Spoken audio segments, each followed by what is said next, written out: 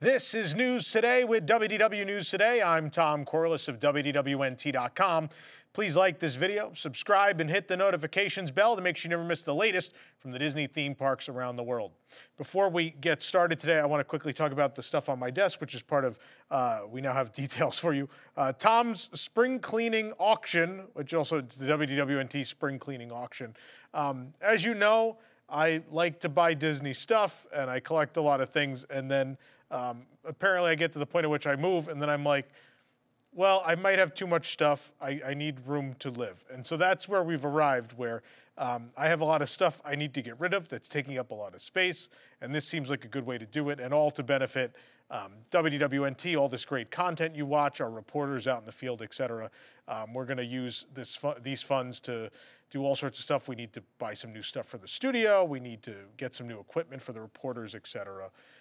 And so that's the purpose of this. This will be Sunday, April 2nd at noon Eastern time, and we'll be live streaming right here on this channel, so you can watch me. Even if you're not going to bid on anything, it's always a good show regardless. So you can watch me go through the auctions as people bid. It's fun to just watch people bid sometimes. And I've got some really good stuff, just like this Club 33 Donald Duck, this Minnie Mouse main attraction stuff that I thought I wanted. And then also some really cool stuff. There's Orange Bird Snow Globe. I got these 50th ears. Yeah, I know I buy a lot of things I don't need. I'm aware. And that's why this is happening. So again, join us April 2nd at noon right here on this channel as we go through all these auctions. And you could help support all the programming and such you like here at WDWNT.com. Anyway, here now the news for March 29th, 2023.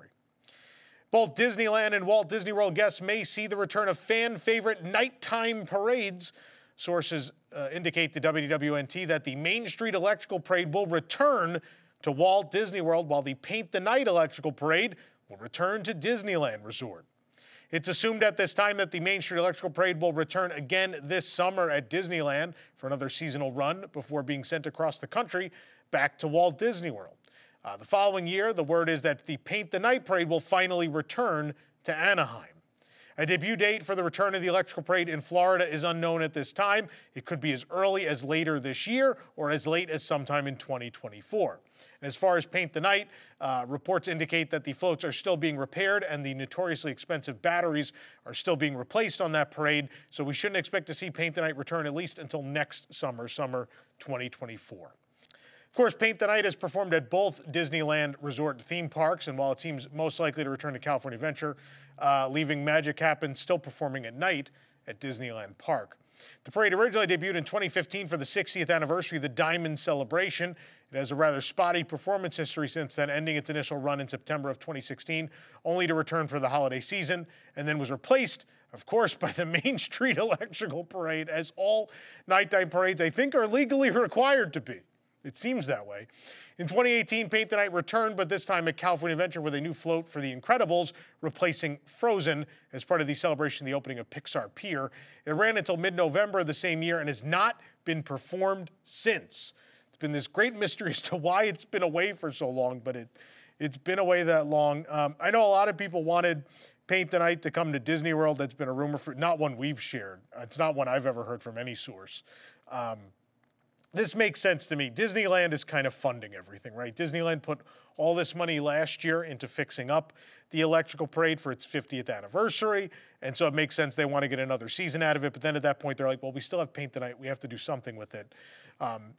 Maybe this will be the actual Disneyland farewell of Electrical Parade. Maybe this is it forever, which I would be okay with. I think if you want to say, like, this is the second half of the 50th run, that feels like a proper time to say goodbye to the Electrical Parade in California, right? And it will probably run here until the end of time if this rumor is true. And I don't necessarily have a problem with that. I mean, I was a big Spectro Magic guy. That's my favorite nighttime parade ever.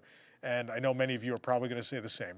But, you know, mostly tourists come to Disney World. They wouldn't know the difference between either. They'd be happy with either of these parades. And so I get it, right? I get why Electrical Parade would come to Florida, and I think having a nighttime parade is better than not having a nighttime parade, and I think both of these, one of these coming back to Florida and one coming back in general, again shows the road we're on with current management, where I think, again, we're on the path to recovery as far as quality is concerned at the U.S. Disney parks. And this rumor speaks volumes to that.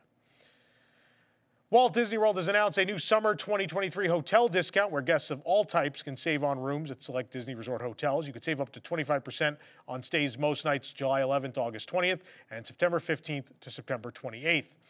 All the participating hotels and certain dates they're available are listed at WDWNT.com. It would literally take me 10 minutes on this show to read you all of these today. So just go to the site if any of these interest you. Also, you could save 30% on stays most nights August 21st to September 14th. Meanwhile, pass holders can save up to 35% on select Walt Disney World Resort hotel rooms this summer. The discounted rates are available for stays July 11th to September 28th of 2023. And Florida residents can save 30% on rooms at select hotels, again, between July 11th and September 28th. Meanwhile, after holding out longer than we expect, that's all we know of this 100th anniversary. We don't know when anything's going to start. Is decor going to go up next week? Is it not? Soft opened at the Magic Kingdom ahead of its official grand opening on April 4th, but only guests who have purchased individual Lightning Lane access or snagged a virtual queue boarding group can ride the new attraction. Unfortunately, the callback time for the virtual queue can change significantly, and Disney isn't accommodating any late arrivals to the attraction, at least at this time. Guests must arrive within their assigned 1-hour time slot to be allowed to ride Tron. The My Disney Experience app will show an estimated callback time before guests are actually called, and while waiting, guests are free to ride other attractions or do whatever. However, callback times have sometimes been 2 hours earlier than quoted, if not more, and we and other guests have encountered this, meaning if you're doing other things or maybe aren't even in the park yet, if you signed up at 7 a.m., you don't even need to be in the park, by the way, you may miss your window because you thought you had more time. Individual Lightning Lane and virtual queue have been filling up quickly during the soft opening period, which has reduced hours. Guests can sign up for the virtual queue again at 7 a.m. and 1 p.m. The individual Lightning Lane price has been $20 for the attraction. But I'm sorry, if you're making people wake up at 7 a.m. as it is, you're already inconveniencing people. If you're then really going to hold them to this 1-hour slot and then also misquote them, right? So I got a boarding group on yesterday, Tuesday. And it was essentially quoted me as at 11 a.m. They're like around 11 a.m. I was called at 8:59 a.m. I was not at Magic Kingdom yet because you told me it was going to be at 11, right? And so my window was going to expire at 9:59, which was an hour and 61 minutes ahead of when you told me you thought it was going to be. I get it's estimated, but at the same time, they either need to do a better job estimating or give people a longer window. Maybe the window shouldn't be an hour. Maybe the window should be, I don't know, maybe it should be 2 hours, 3 hours, something like that. I don't think it needs to be all day, come back whenever you want, but I think the window, if it's going to be like this, needs to at least be bigger than it is, right? And this is essentially why with Guardians and Rise and those, they never really enforced those return times because it was kind of hard to. People were like, I had dining reservations, the bus was late, this happened, that happened. And honestly, people operating the front of the attraction don't need to deal with outside factors, right? Like that's not a thing that needs a concern. They need to be either know if a person should be let in or should not. And if they had a boarding group, the consensus was you should let them in. They fought to get a boarding group this moment. Let them in the ride. And I don't think that should change. If you really don't want to allow that with Tron because you're afraid everyone will show up the moment it gets dark out because everyone wants to ride it at night, then you need to find another solution. I know this is a soft opening period, so you can claim like, oh, it's not officially open yet. We could do what we want. But, you still don't want to make guests upset, right? So I hope by April 4th they have some better system in place than they currently do. That or maybe change. This is going to be super controversial.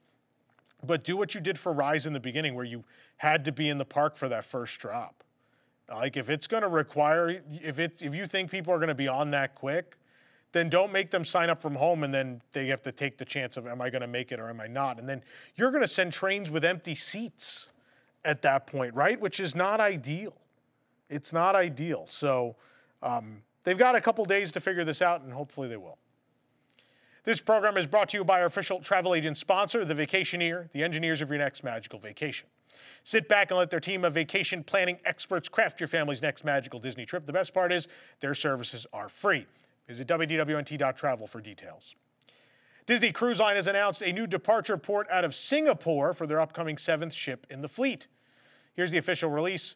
Disney Cruise Line and Singapore Tourism Board today announced magical cruise vacations to Southeast Asia for the first time, revealed by Disney Parks Experiences and Products Chairman Josh D'Amaro and Singapore's Minister for Transport and Minister in charge of Trade Relations, S. Iswaran. Under a recently signed memorandum of understanding, Disney Cruise Line and Singapore Tourism Board agreed to collaborate to homeport a brand new Disney cruise ship exclusively in Singapore for at least 5 years, beginning in 2025. More details about the maiden voyage, itineraries, and onboard experiences will be announced at a later date. Quote, "This is a very exciting year for the Walt Disney Company. 2023 marks our 100th anniversary," said D'Amaro. And as part of this, Disney Cruise Line is currently undergoing an ambitious expansion with new ships and new destinations around the world. We are incredibly excited to make Singapore the home port to our 7th launched ship, which will sail from here year-round starting in 2025. The new ship will feature innovative Disney experiences along with dazzling entertainment, world-class dining, and legendary guest service that sets Disney Cruise Line apart. And guests of all ages will find dedicated spaces and activities designed just for them. And families will create unforgettable memories with beloved characters such as Captain Mickey Mouse and Captain Minnie, Disney princesses, Marvel heroes, and more. The ship will be the recently acquired Global Dream ship, which will be renamed to avoid confusion with the Disney Dream cruise ship and match the rest of the fleet. Disney Cruise Line estimates the passenger capacity of the 208,000 gross ton ship to be approximately 6,000, with around 2,300 crew members. It's expected to be among the first in the cruise industry to be fueled by green methanol, one of the lowest emission fuels available. This is great. I've always wanted to go to Singapore, and this seems like a great reason to do it. And 2025, not far away. This ship will be done, I think, a little sooner than we expected. Last year, a majority of the Mediterranean harbor was cordoned off during the new Believe Sea of Dreams Nighttime Spectacular for Disney Premier Access upcharge seating at Tokyo Disney Sea. Now the upcharge system will come across the resort to Tokyo Disneyland, with special seating available for both the daytime and evening parades starting on April 15th. From April 15th onward, guests visiting Tokyo Disneyland will be able to purchase, again, Disney Premier Access to view both Disney Harmony in Color and Tokyo Disneyland Electrical Parade Dream Lights from a special viewing area in the park's hub. Guests visiting the park who purchase DPA will have seating in the blue area you're seeing now. Meanwhile, those on the Tokyo Disney Resort vacation packages will continue to sit in the dedicated bench seating, which has been set aside for those guests for many years. The cost of these parades will be 2,500 yen. That's about $18.88 per guest U.S., just like at Tokyo Disney Sea.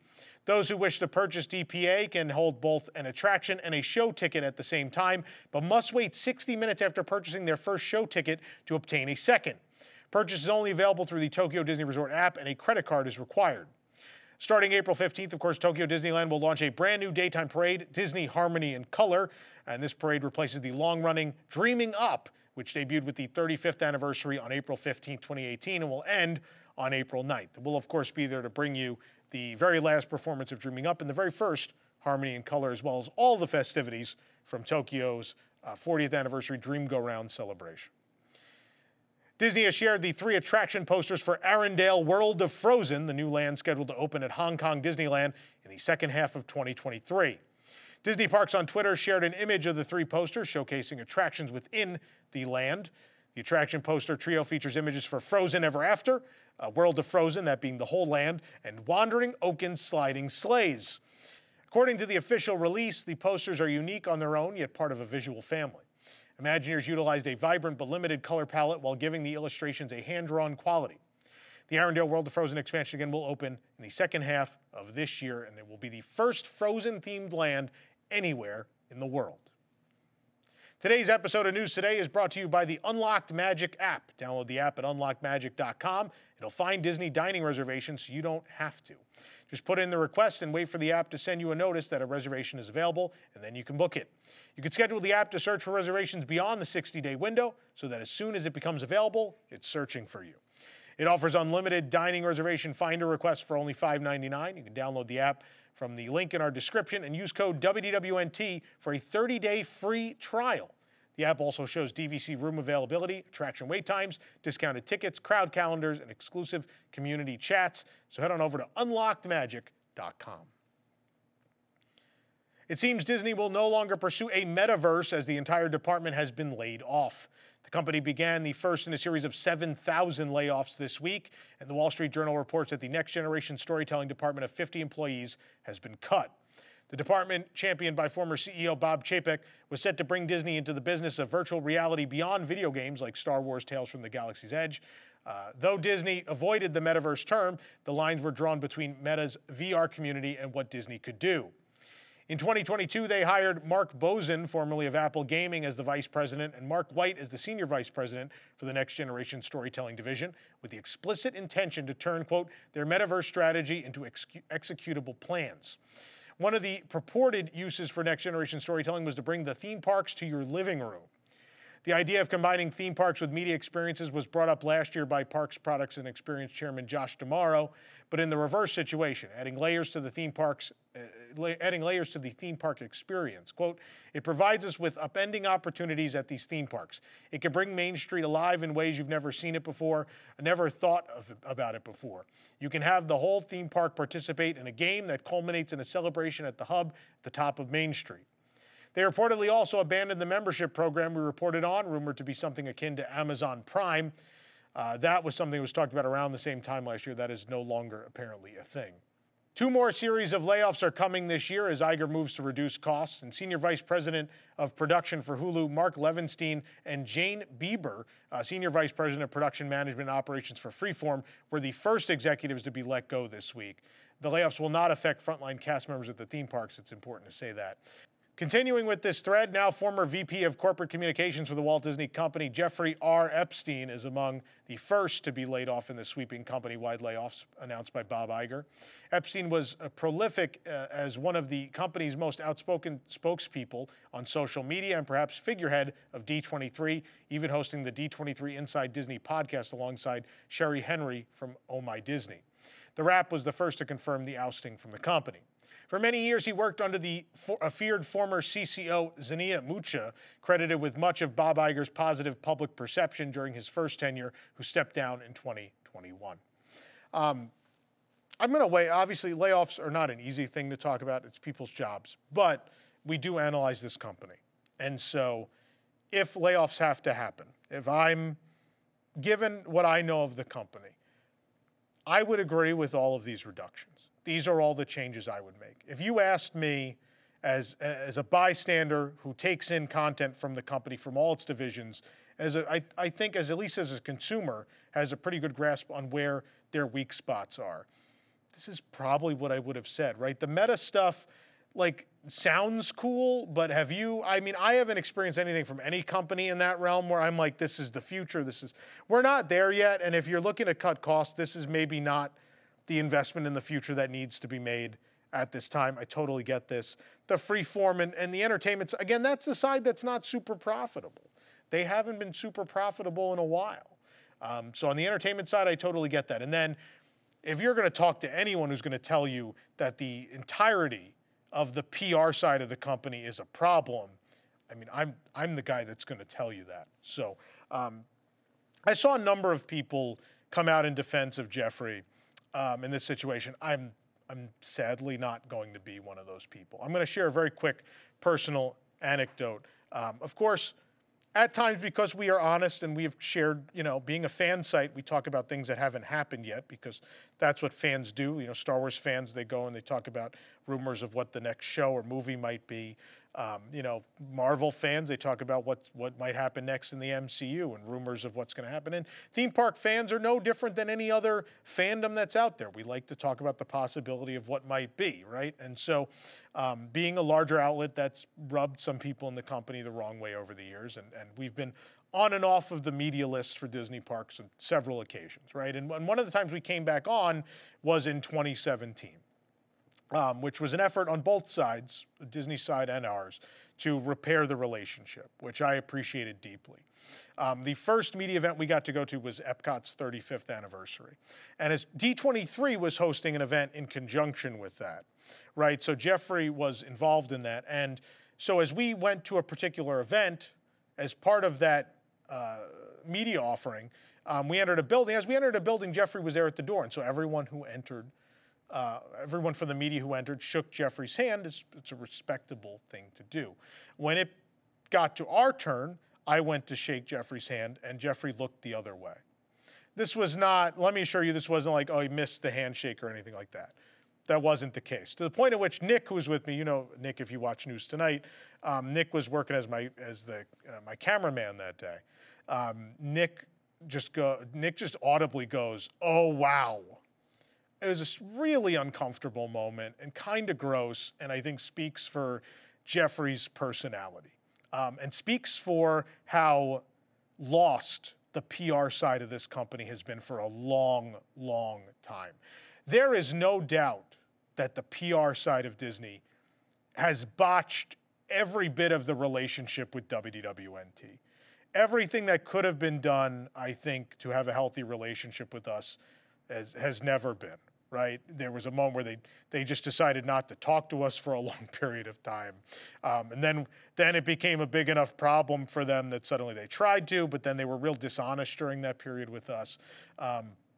And then, of course, most famously, when we reported on the rumors of the Tiki Room and Country Bears closing, they decided to cancel the projects and then deny publicly.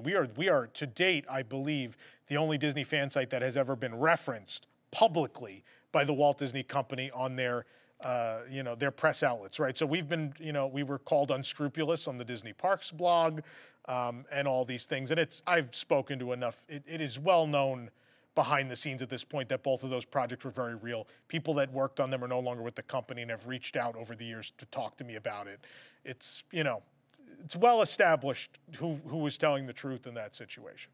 That was very mishandled. And I don't know who, obviously we didn't get along with Bob Chapek, but the PR department is who handled all of that, right? And whether Jeffrey or Thomas Smith or whoever in that situation, I have said for years, their PR department lacks an understanding of what to do. They invite people with very small followings to media events, people that I can't imagine do them any benefit of any kind, but I don't know. They just do not seem to understand their job. They're very out of touch. They've been there a long time. They don't handle situations correctly. And that, I will be perfectly honest with you, I really hope in these layoffs that more changes are coming to the PR side of the Walt Disney Company. Because I think the way think about the way they handled the Scarlett Johansson situation, the way they handled us, the way they handled the Florida situation, all of these things were horribly mishandled. That comes down to the PR side. And Disney Parks continually make so many mistakes with the way they promote the park product and somewhat dishonest. I think there needs to be a shakeup. I think so. And if all these people with these all this bloated payroll that's been there forever and is not doing the company any real service, this is the moment, right? If we're going to streamline this company and also make it better at the same time, these are the cuts I would make. And so I'm with Iger and company so far on this. It seems like all the right changes are being made, and I hope more of it is to come.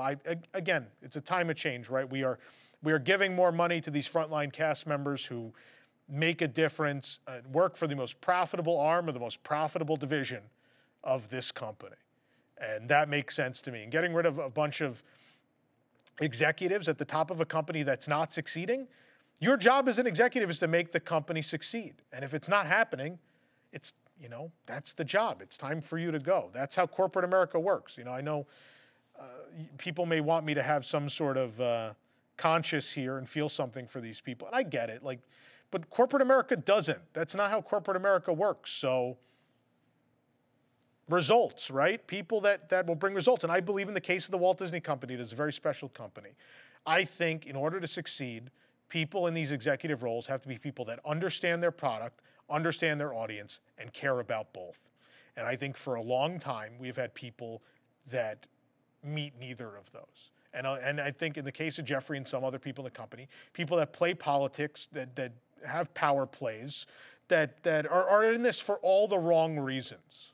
All the wrong reasons. And I am so looking forward to a Disney company that is more true to what it is supposed to be. And that is my hope for the future. And that's where I stand. And I'm sure someone will have a problem with what I've said, but I'm being honest. It's how I feel. It's the way it is. That's all. For the absolute latest on these stories and all that didn't make it into today's show, be sure to check WDWNT.com and follow us on all your favorite social media platforms. You can support the entire team behind this show and others by joining the WDWNT Interglobe Society at patreon.com/WDWNT. Get access to exclusive content, discounted show and event tickets, and more. Special shout out to all of our WIGS members who make this show happen every week. For the worldwide leader in Disney Parks news, this is Tom Corliss saying, enjoy the rest of your today and have a great, big, beautiful tomorrow.